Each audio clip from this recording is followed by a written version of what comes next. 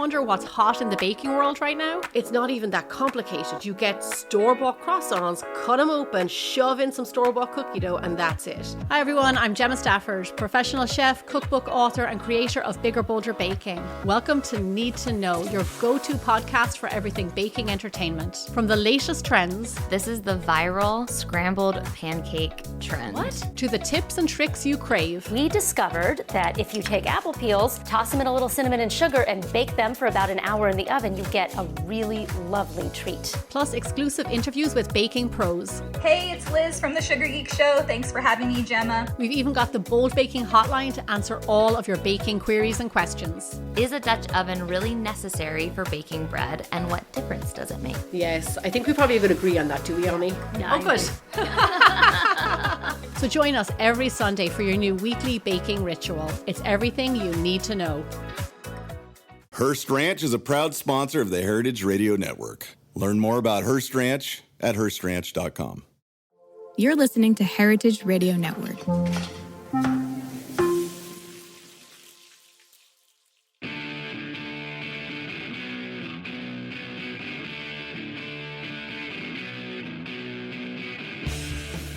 This is What Doesn't Kill You, Food Industry Insights. I'm your host, Katie Kiefer, and today one of my very favorite guests, Keith Schneider, joins us again to talk about what is going on in the Farm Belt.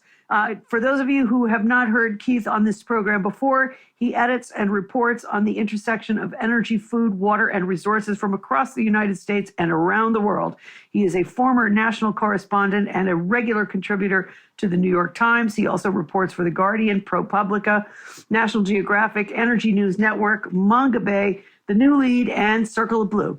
Circle of Blue's Choke Point Project, other reports by Keith focused on Australia, India, Mexico, Mongolia, Panama, Peru, Qatar, South Africa, and the United States, won the Rockefeller Foundation's $100,000 Centennial Innovation Award. Keith's other major prizes include 2 George Polk Awards for environmental and national reporting, and the New York Times nominated him for a Pulitzer Prize in national reporting for uncovering the deteriorated condition of the U.S. nuclear weapons production plants. That's a little off your beat now. I mean, you're all in on food now. It's so interesting. Well, to be an environmental journalist is to basically cover the world now, you know? It is, and you traveled a lot. Oh, yeah. I mean, you had to go to all those places. Before the pandemic, yeah. Six continents, 30 some odd countries. Yeah, it was incredible. Wow. It's enviable until it's not, you know, right? I mean, it's not always that much. Traveling is really hard, I think. Well, I travel a lot, and I travel for pleasure. I'm not even traveling for work. And it's, just the whole show in airports and all of that jazz, really a drag. Well, anyway, so today we're going to talk about, guess what, water. But in a different way, because we're going to talk about, Keith has been reporting on some really interesting new developments across the Farm Belt, but specifically at the moment in Michigan, where a series of advocacy organizations brought some suits in the state of Michigan, and the court has finally made some responsible decisions about the management of effluent from concentrated animal feeding operations. So this big court decision in Michigan was handed down at the end of July. Tell us about what that decision said. First, Katie, thanks for having me on again. I love having you on, Keith. You're one of my favorite guests. It's excellent that you're interested in this stuff. It's great. All right, so let me do a little fact checking on this. So what happened here in Michigan is that in 2020, the Department of Environment, Great Lakes and Energy, our environmental agency, proposed a set of new guidelines, new rules, regulations for how CAFOs would manage their waste. You know, a small incremental improvement from the 2015 permit that they had issued. And federal law requires that states that take regulatory action, regulatory decision-making on CAFOs have to do these update their permits every 5 years. So our Eagle decided to do that. They were immediately challenged by the American Farm Bureau, our Michigan Farm Bureau, and its allies in the chicken, hog and dairy CAFO industry. And the state put those rules in abeyance. the environmental groups immediately, protested, offered their own comments to this draft permit, and also contested what the Farm Bureau was doing in a contested case hearing that was being held by Eagle. So the process is you contest these rules, and the Eagle then has to decide what to do about it. Right. But the Farm Bureau then sued the state in our circuit court system, arguing the same kinds of things that they had argued to the state, that it would be too expensive, too onerous, too difficult, couldn't do it, couldn't follow it, couldn't, all of the kind of standard opposition arguments. Then in July 30, the case wound its way up to the Supreme Court. And July 31st, our Michigan Supreme Court, in a 5-2 decision, completely rebuked what the ag industry, what the Farm Bureau was arguing, and said that our Department of Environment, Great Lakes, and Energy should take all necessary steps to protect state waters from agricultural pollution, particularly those from the concentrated animal feeding operations. You speak livestock, poultry, and hog operations. An enormous decision. I mean, one of the most important. Yes, and one of the most important, environmental protection measures issued in this state in years. So that's where we are. Okay, next step is now unfolding right now. Anticipating that the confined animal feeding operations would be a major new source of pollution. Why? Because the federal government in 2022 passed the Inflation Reduction Act, and we've talked about this previously in these programs.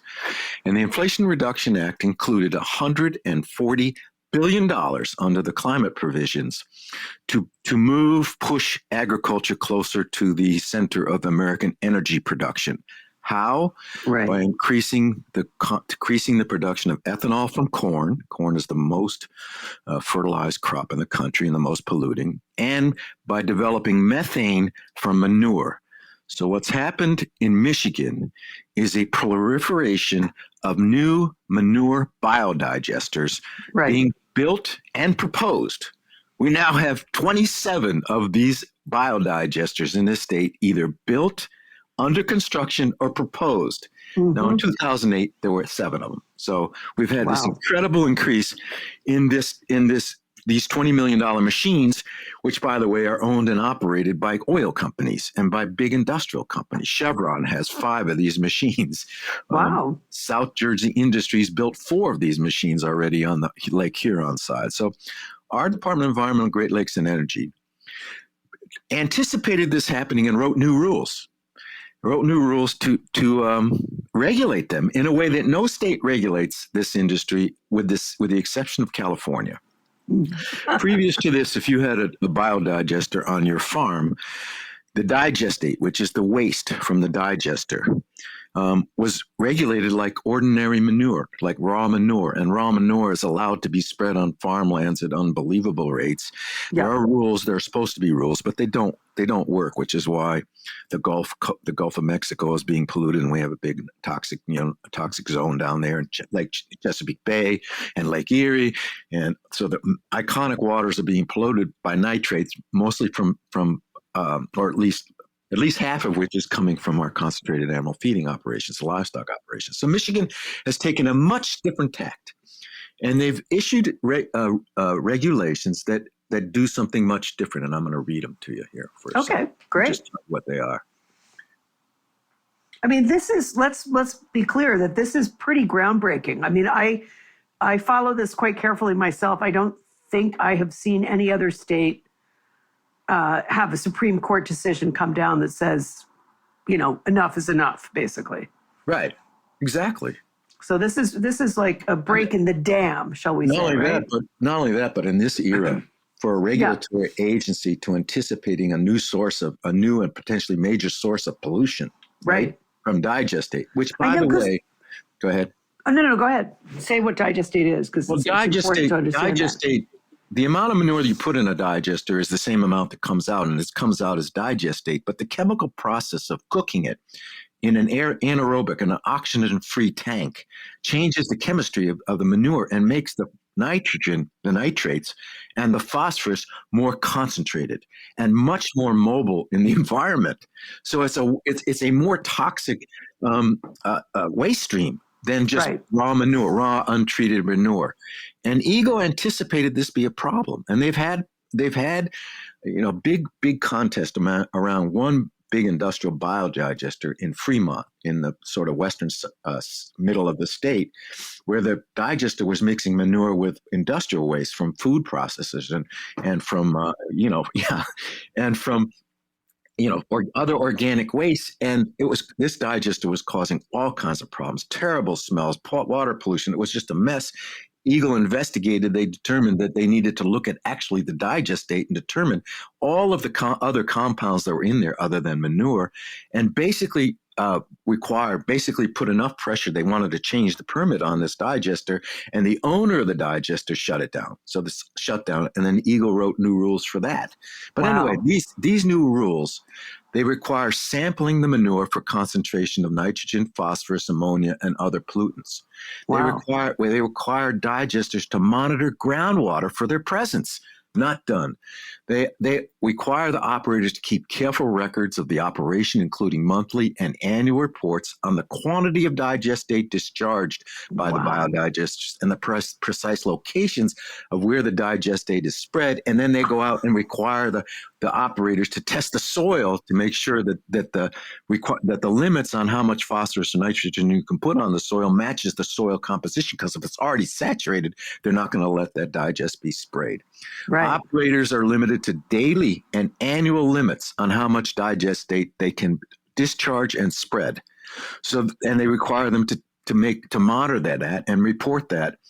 And they require that if the digesters accept other kinds of waste, that they have to report that. And then that has to meet the permit requirements of how much of these pollutants can be in the manure.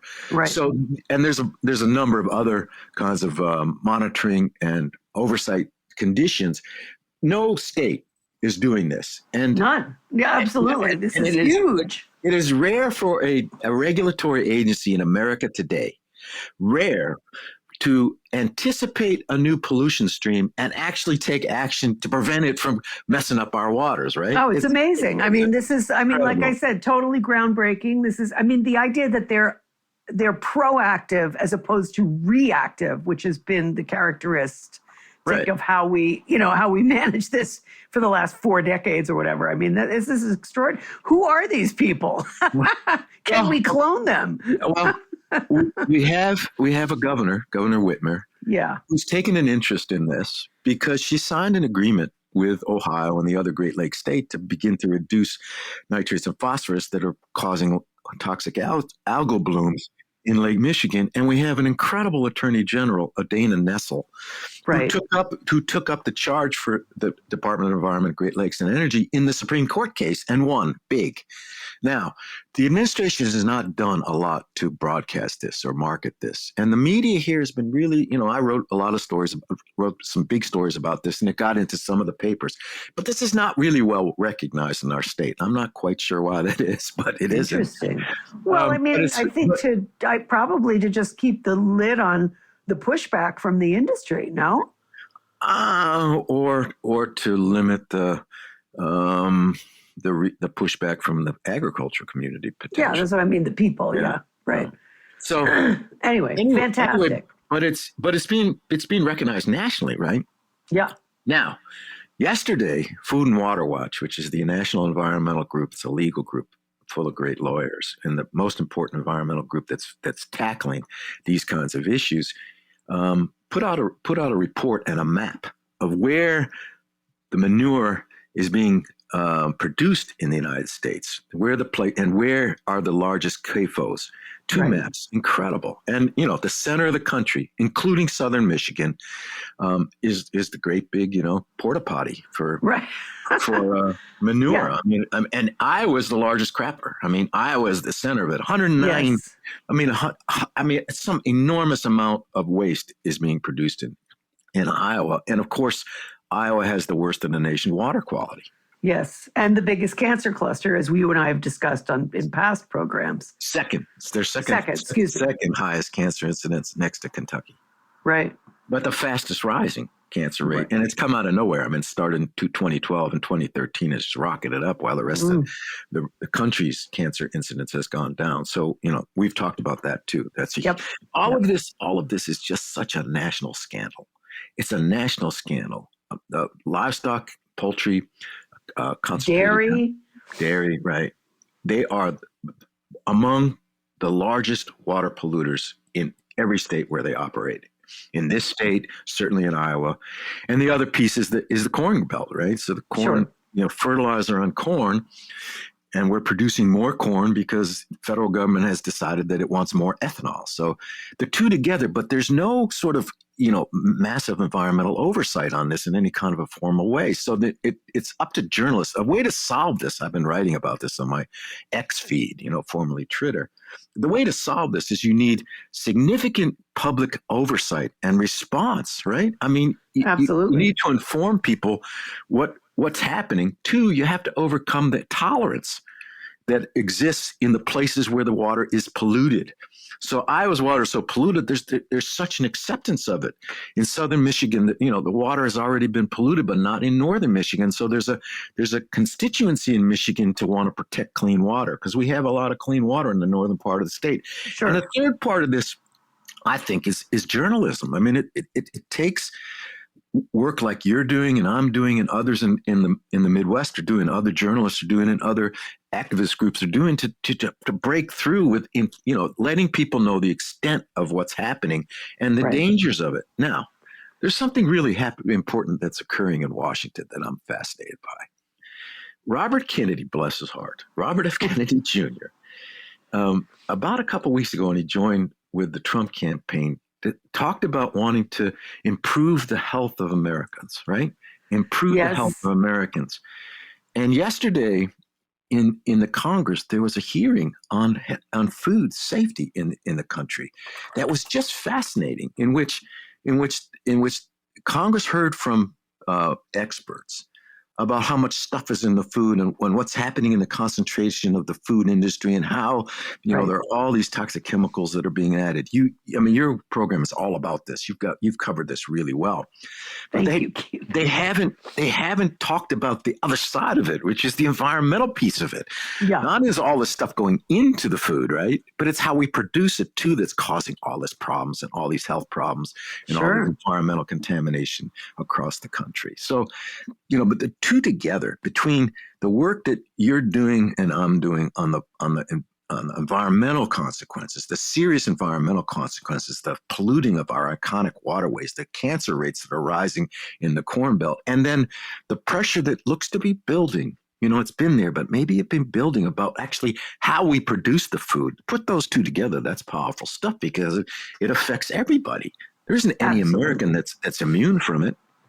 No, we all eat and drink. And it's really an extraordinary turn of events. I mean, I guess what it speaks to is the 15 or 20 years of people like you, doing this work and highlighting these issues. And now it is finally percolating through to the justice system, to consumers, to members of Congress who normally are just like, oh, I remember Thomas Massey from Kentucky saying to me before he slammed the door in my face that we don't have to worry about the food industry. They're doing a great job of feeding all of us. No questioning, no sense of anything being wrong with the system. And I think now finally that dam is starting to break and the pieces are starting to unravel and everybody's going, oh my God, look at this. Well, I mean, you don't have all of the cancer, but also the endocrine disruptors in our food system that are causing all kinds of different problems, from fertility to cancers to, who knows what else. I mean, I don't even know where to start. I mean, it's just crazy stuff. There was one person that testified, about pancreatic cancers, which have doubled. Oh, really? Have doubled in the last, and he's like, well, why is that happening? I mean, and pancreatic cancer is a killer. I mean, it's terrible. Oh yeah, totally. Really quick. Who knows how how much legs, how much persistence this has. But I think if we just keep pushing the information out, letting people know, the extent of both what's in the food, and I've covered that extensively from the pesticide, years ago. Yep. And then now from the environmental side with what's happening to our water quality is, at some point you just have to imagine that America's going to go, this isn't right. And the forces that are bringing this forward, the large livestock operations, large poultry operations, McDonald's, General Foods, everybody that's involved in it, they're powerful, really powerful.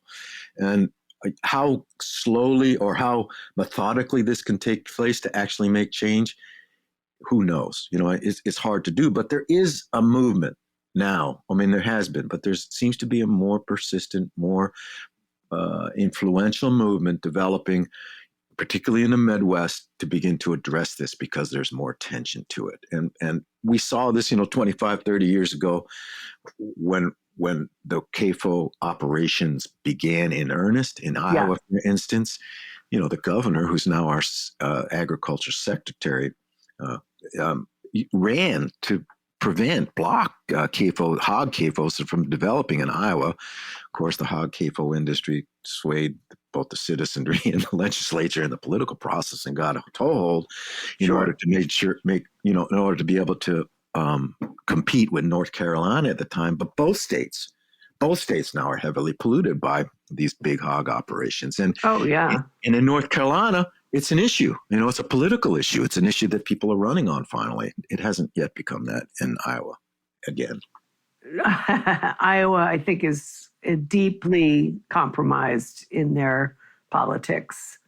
I don't see, I think it'll be another generation or at least another 10 years before the powers that be basically age out and younger people start taking their places. I'm about to go back out to Iowa, not next week, the following week, to write a big story for the New Lead and Circle of Blue and others about a huge, huge farm out there that's an organic farm. This is a 10,000 plus acre farm in northwestern Iowa that doesn't use this stuff, does it all differently, does it sustainably and regeneratively, and is making money because it's producing organic products, organic vegetables and organic grains. I think it's fascinating because preparing your soils and preparing your planting techniques can be done in a way that's both productive and profitable without all of the inputs that are polluting the water. In fact, in building soil health. So I'm going out there to find out how they're actually doing it. But I just think it's fascinating because what's that telling you? Telling you we can do this a lot differently. We could. Well, what's interesting about that is that the farm industry, the agriculture industry, will push back. Oh, well, that is not scalable. That is not going to feed the world because, of course, there's this myth that we, the United States, are somehow responsible for feeding not just our own population, but the rest of the world. And that is constantly evoked to justify both concentrated animal feeding operation techniques in terms of animal proteins, but also in terms of how we raise our fruits and vegetables. Yeah, but those arguments are no different than what, the steel industry said when it was polluting like hell, and the chemical industry said it wasn't when it was polluting by hell, and the oil industry says when it's been polluting, right, extensively. So our food production system can produce with incredible productivity and efficiency. It doesn't have to operate in a way that it has such negative consequences. And it's not, as we learn, it's not just negative consequences for the environment, it's negative consequences for the body politic's health. Yeah, absolutely. So we know enough, and we have enough technology and science and research that in our incredible land-grant university systems, Iowa State, University of Minnesota, Michigan State University, right? Right. We have enough research and techniques and practices to be able to do this differently, right? We do. What the food industry has sought to do is to replace the human element of this with efficiency. That's all this is about, is making things more efficient. Absolutely. Right? And in the process, they not only, wrecking the waters of the Midwest. But they've emptied the towns. The small towns are dying. Sure. In Iowa, right? So there's a human consequence of this that's enormous. As we've depopulated the countryside, in order to make things more efficient, we've wrecked so many small towns all across the country, particularly in the Corn Belt. And so, and what's that done? It's replaced, sort of a progressive politic that Iowa used to have. Iowa used to have, Iowa used to be like a gold standard for decency and integrity, right? All aspects of how it operated, and it's now just an unbelievable MAGA stronghold where conspiracies prevail and where unbelievably stupid policies are enacted. I mean, the Iowa legislature is unbelievable to me. They will support any polluter and any polluting doctrine that comes before them. It's amazing to me, and it's supported by the people out there. I just can't. It's because isn't it true that the people believe what the industry is telling them? I mean, essentially, the industry is saying, look, you're not going to survive if we're not doing this. Like, there won't be any food, there won't be any jobs, there won't be any, and so of course young people are leaving in droves. I think you've written about that as well. If the strong support for deporting immigrants takes hold in this country, if that actually happened, Iowa might just go out of business. Seriously. Yep. There would be nobody there to slaughter the hogs. There'd be nobody there to raise the hogs. There'd be nobody there to milk the cows. Yep.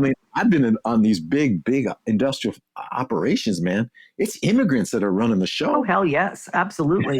That is true all the way up and down the food chain. I don't care what part of the food chain you want to look at, but it is immigrants who are picking our fruit, who are packing our fruit, our vegetables, milking the cows, handling the slaughtering, the processing, all of that stuff. And not only that's immigrants and the restaurant workers. All the way up to your plate, right? There are towns in Iowa that have come back to life because of the immigrants that have been recruited to serve in these plants, to work in these plants and these big farms. So it doesn't make any sense to me about how people make these decisions. What I know and what I've seen and what I've reported is that the way that we are producing our food is it's as I say, it's a scandal, and it needs to change. It needs to change. It will change. But what I fear, and I think I've said this before, that it's going to take some sort of like calamitous 3 Mile Island type, Fukushima type disaster. Before people say no, because right now it's just too episodic, man. It's like a slow moving tide of porta potty waste that have just overtaken. Seriously, they've overtaken the country, and there's just amazing tolerance for it. Because it's mission creep. It's a slow creep, right? So it's not a big, bright, shiny object for people to fixate on. It's this slow erosion of the basics of quality of life, and after just don't even notice it. It's like, oh well, I guess I can't drink the water. I'll get bottled water. Sometimes the state will even provide you, or the town. I've reported 10 years ago or more on towns in Kentucky and Kansas where the water, the waterworks of the town cannot handle the level of nutrient of runoff from the fields, all of nitrogen and phosphorus. And so the entire town is drinking bottled water, cooking in bottled water, and they don't protest because they have no tax base with which to, build a better water processing facility. So they just accept it. And that's really sort of the way people operate. We tolerate. It's just the way we've tolerated the monopolization of the food industry, which is now finally coming under some scrutiny, right? Right. And little by little, the EPA is being pushed to deal with this. So, talk about the role of the EPA in all of this. Like, where has the EPA been, and what is their stance right now? Well, I'm glad you asked that. Of course you are. The EPA, it moves with the politics of who's in the White House, right? Yeah, of course. So since the Clean Water Act, which essentially exempted agriculture from any oversight of its waste stream, which is now the largest, most polluting waste stream in the history of the country. Right. The EPA has sought to take action to it. And in every time that they've tried to take major action, particularly on the concentrated animal feeding operations, they've been set back. Yeah. So in 2005, under George Bush II, right, the second Bush administration, they sought to change some of the regulatory limits on CAFO pollution, on nitrate pollution. And they were sued by the Farm Bureau and others. And in the federal appellate court in the 5th District down in New Orleans, they lost. So they had to back off. Then again, as pollution got worse, they tried again. And they ended up in appellate court in 2011. And they were sued by the national pork producers and their allies, and they lost again. Now, this year, with Food and Water Watch, the group that I just talked about, and a number of really significant allies, both state and national, brought a suit against the EPA, contending that it was unlawfully, allowing roughly half of the big livestock and poultry operations to avoid permitting at all.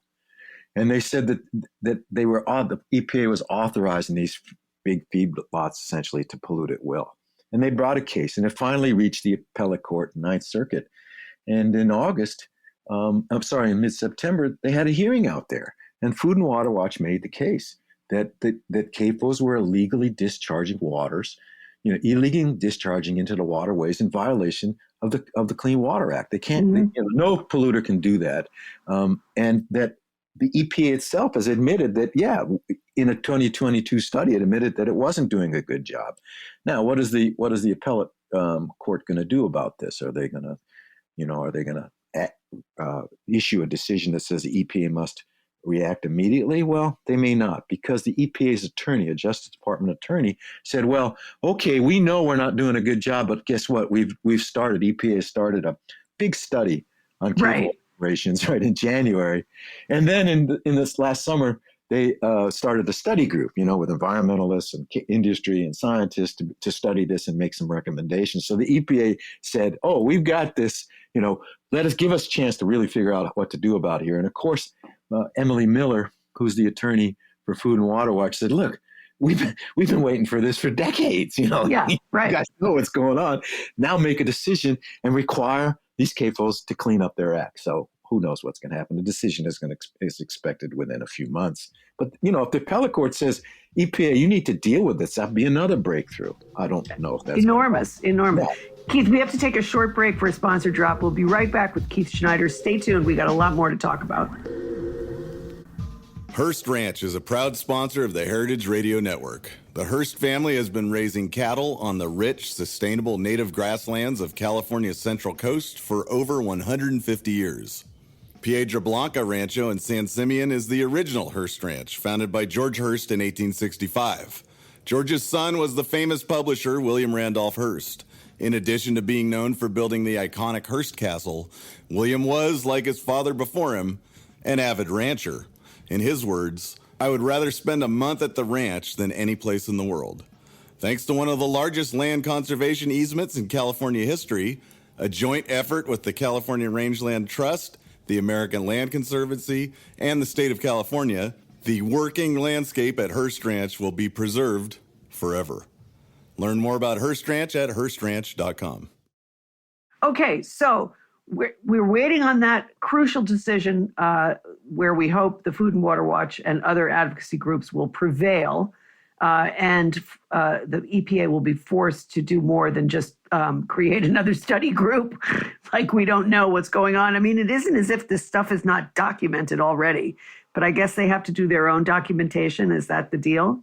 Well, they're going to argue that what we did, it's been, 2015, 9 years since we tried to take action. Yeah, right. I mean, I noted that the last regulation governing manure management was in 2014. Meanwhile, how much has the animal ag industry grown in the intervening years, in the 10 years since? I mean, I think you had some statistic about it. I mean, there are 1.7 billion animals raised on industrial feeding operations. That's almost, in 2020. That's got to be in one state. I mean, there's 9 billion chickens. We raise more than 9 billion chickens a year in this country alone. That's just chickens. I mean, Well, I don't know what the hog numbers are. Maybe that's 1.7 billion. But I mean, it is 7 billion animals are raising. This is an industrial feeding operation, so there are 9 billion chickens, but not all of them may be in. Most of them are absolutely in CAFOs, no doubt. Anyway, this is what the Census of Agriculture is saying. Then that's 50% more than in 2002. So in 20 years, the numbers have climbed. And we're producing 1.4 billion tons a year of manure.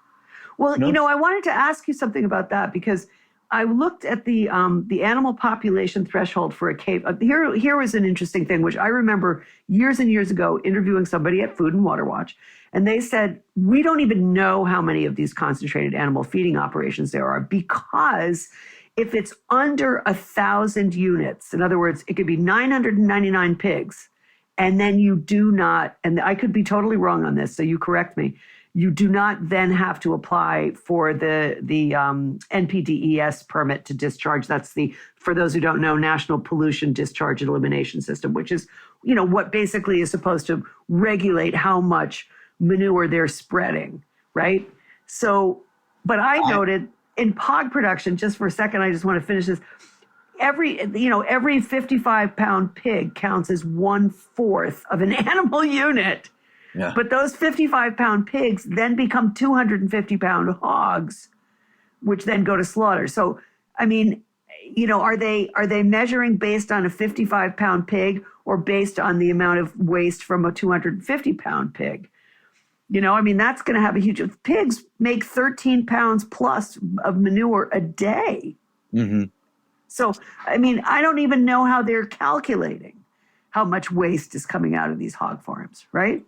Food and Water Watch, I asked them that very question. So they've identified what they say is over 20,000 factory farms, and I think they're counting CAFOs and AFOs, right? So an animal feeding operation, which can be smaller than a concentrated animal feeding operation. Both of them, I believe, are regulated under an NPDES permit. Okay. Anyway, I asked them that, and so they measured. This is based on their pool of CAFOs around the country. And they said that there are 500 million tons, nearly 1 trillion pounds of manure, 500 million tons. Per year. Yeah. 1 trillion pounds of manure, 500 million tons. And that's about a third of the 1.4 billion tons that the U.S. Department of Agriculture has said in its studies is being produced. So not all animals not all of the manure is coming out of these concentrated animal feeding operations. We got a lot of cattle in this country too, and we've got a lot of animals not in CAFOs. So that's what the USDA says. I got to go with the best data that I can find. Yeah, of course, I understand. Yeah, you can't count them yourself. No, I mean, we have in Michigan, almost 300 of these CAFOs, and that's significant. I mean, there was a couple dozen, at the start of the century, this century, right? And they're producing an enormous amount of waste. And our state finally is recognizing that we need to do something about it. And our Eagle has decided that they're going to take a stab at getting into the biodigester piece of it. And why is that? Because the biodigesters are an industrial piece of equipment. It's not an animal. It's not an agricultural operation per se, right? Right. And they're not. And just because it's on a farm, they're going to regulate it as an industrial operation. And very interesting, because most states won't do that. They're not going to do that. Yeah. Right. Even if they mix the waste, it's extraordinary.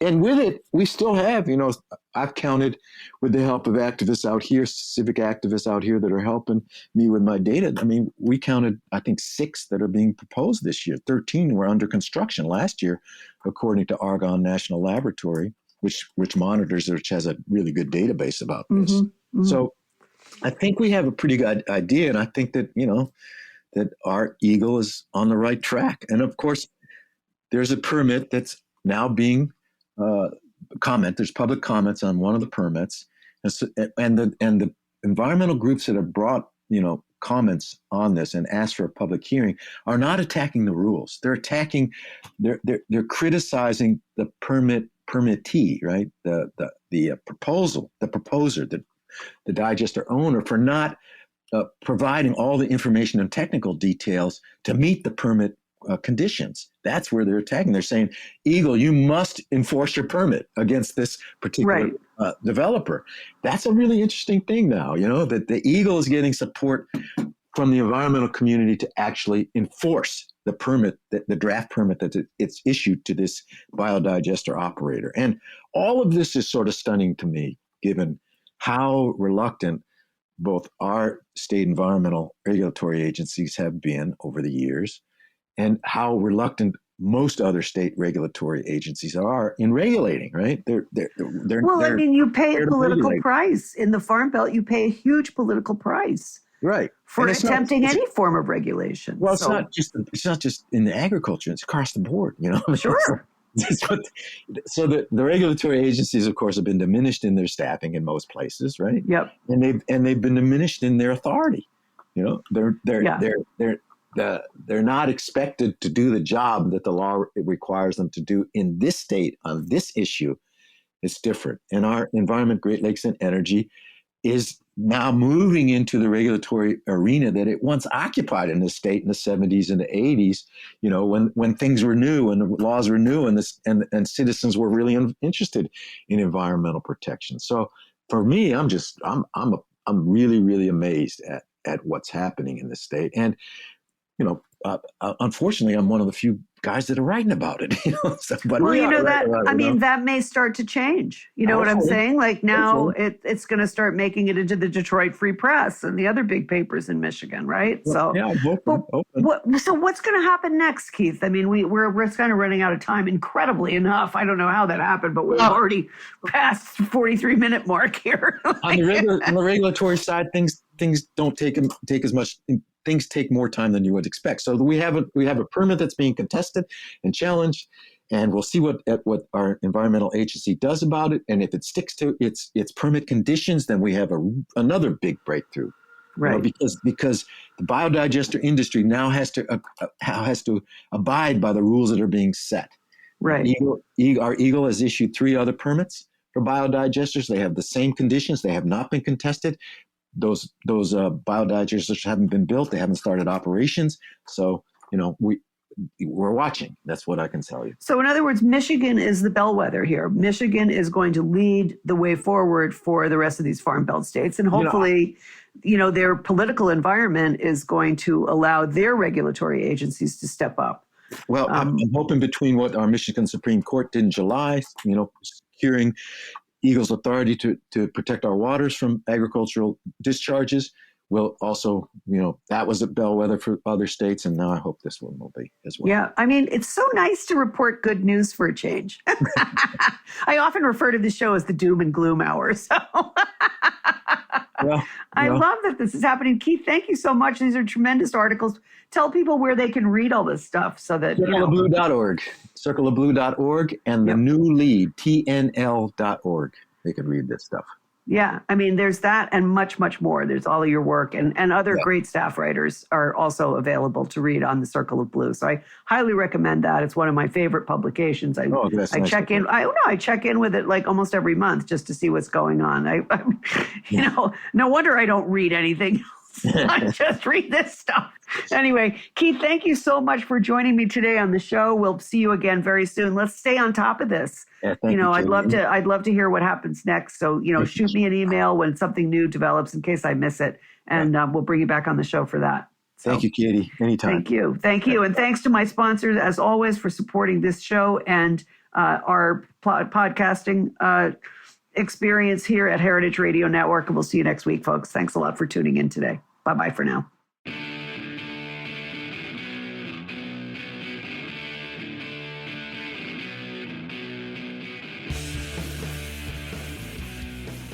What Doesn't Kill You, Food Industry Insights, is powered by Simplecast. Thanks for listening to Heritage Radio Network, food radio supported by you. Keep in touch at heritageradionetwork.org/subscribe.